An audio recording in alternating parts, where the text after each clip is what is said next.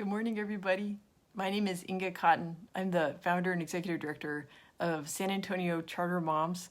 And since we're all accidental homeschoolers this week, I've gotten the habit of coming online at about 9 a.m., maybe a little late after 9 a.m., each morning for Charter Moms chats, and just to cover a different topic that we're having to adjust to a different life while we're practicing social distancing and trying to avoid spreading COVID-19. So I thought today we would talk about all about food. It's something that impacts as families. It's something we have to think about several times a day at least. So it seems like there's a lot of changes going on about how we make sure our families get fed, and what's happening in the community to make sure that everyone's getting taken care of. So the first thing I wanted to cover is this is a suggestion from Don Mills of Lighthouse Charter School, and he commented on our last video to make sure that we're spreading the word about meal programs at schools. So all of the independent school districts and many of the charter schools are keeping their meal programs going, but they're not serving meals in schools because the schools are closed. By the order of the governor, all schools are closed through April 3rd at least. So before we were kind of tracking the different dates. Now, like for sure, all the schools are closed for at least a couple weeks. But the schools want to make sure that the families are still taken care of. So what most districts are doing is offering kind of a curbside service, and some are also offering delivery. So, and for the most part, they're just checking to see how many kids are in the car. They just want to make sure that families are taken care of. So I'll drop some links. So if you're not already a member, please join the San Antonio Charter Moms discussion group on Facebook, because we've been sharing a lot of resources in there about just solutions, all kinds of solutions. So it's food, online classes, safe activities for kids, just all kinds of things. So we'll drop in some links. There's a really good map from Nowcast SA, so we'll add that. Also, like the local media, like the Express News and Texas Public Radio and the Rivard Report, all have guides about how to access the free meal programs. So I want to thank Don Mills at Lighthouse for the suggestion to make sure we cover that and make sure that people are aware that those meal programs are available. So just check what the schedule is at that particular school. Are they doing like a bundle of meals? Are they doing lunch? Are they also serving breakfast? Just check the details before you go. But for the most part, we're hearing that supplies are adequate, and it's really helping people out. So other ways to help the community. So the Big Give was supposed to happen next week, and a lot of schools and a lot of nonprofits were going to participate in that. And the Nonprofit Council has kind of repurposed the Big Give. Instead of having it be all in one day and spread across a whole bunch of nonprofits, what they're doing is they're calling it the Big Give Emergency Relief. And so it's going to be ongoing, for as long as the coronavirus pandemic is impacting the community. And they're focusing on projects that will help serve immediate needs during the crisis. So I don't know if the website's up and running yet, but if you search for the Big Give,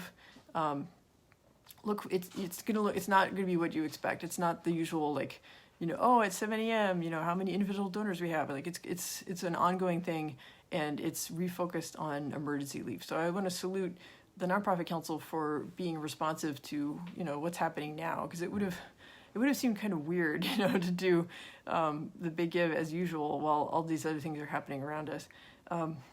So there's two charities in particular I want to point out as ways where you can help the community with food needs during the coronavirus crisis. And one is the food bank, because they're putting together like care packages for people who are having trouble with grocery shopping.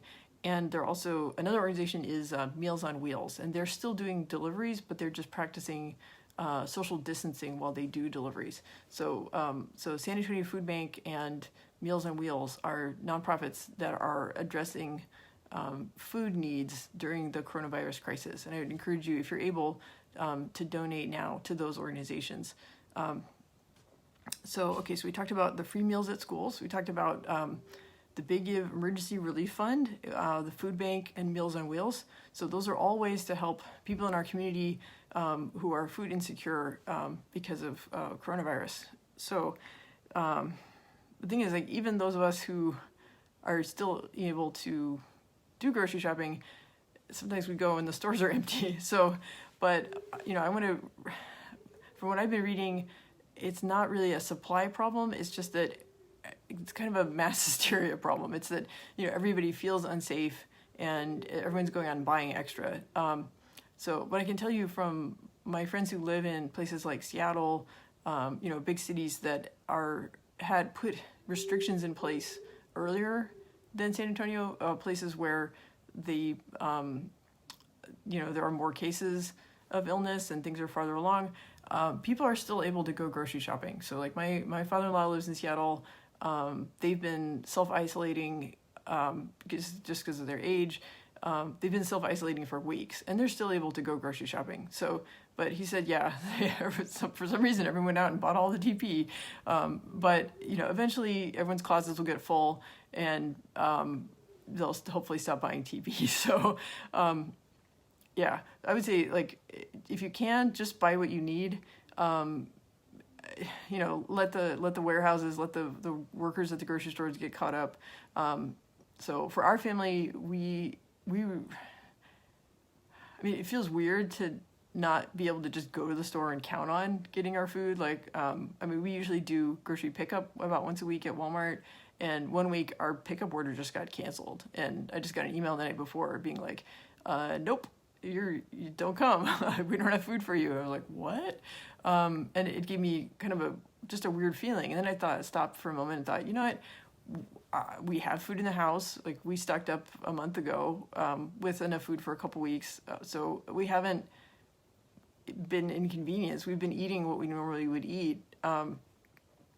It's just the fear. It's not changing our daily lives as far as our diet. I mean, we were just cooking at home more instead of eating out, but we're eating the same stuff. So I'm trying to stay calm. If you are low on something, go first thing in the morning, and get a little creative maybe about what stores. So like, did you know that hardware stores and home improvement stores also carry paper towels and toilet paper? So there you go. And also gas stations and drugstores often carry milk. So, it might not be, you might not be able to get everything in one trip, but if you just need one or two things, just get creative about going someplace other than the grocery store to get what you need. So we use a farmhouse delivery for a weekly produce bag, and we're going to add a few extra things to our delivery next week. And there's other services like Imperfect Produce, or also like the Pearl Farmers Market is, since they're not having the in-person market, like they're putting together like a pickup service, so you can still get the locally grown produce, but without having to mingle with people at the market. So that's what the Pearl Farmers Market is doing.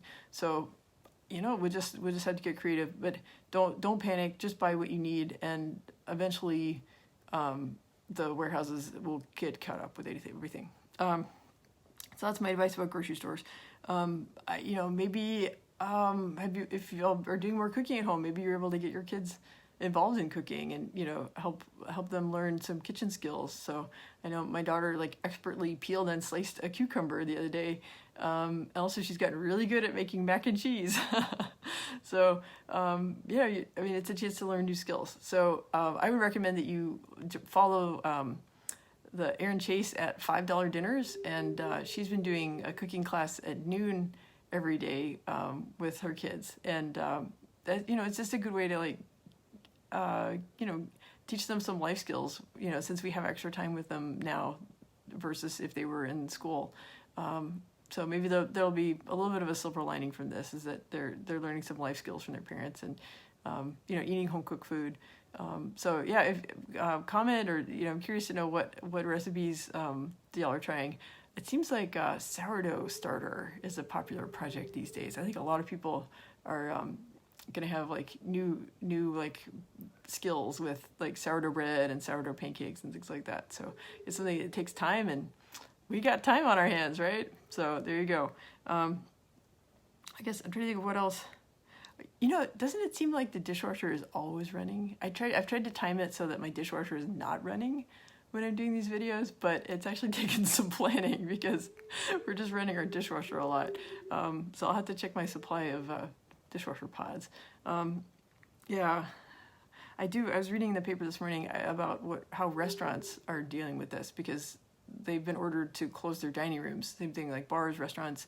They're not able to serve people in the restaurant. So, a lot of places are offering takeout or like either curbside or delivery. That's one way. If you have a favorite local restaurant and you want to make sure they survive the crisis and don't go out of business, you could contact them and look into getting, placing a pickup order now and then, or maybe you could buy a gift card now when they need the money, and then you can cash the gift card in a month or two when this is all blown over. Because they're business people and they're having to make tough decisions of laying off employees and figuring out how to keep the lights on. I know it's tough for the people in the arts and in theater, and there are some good like live streams and things that you can watch, but it's a scary time for them. So I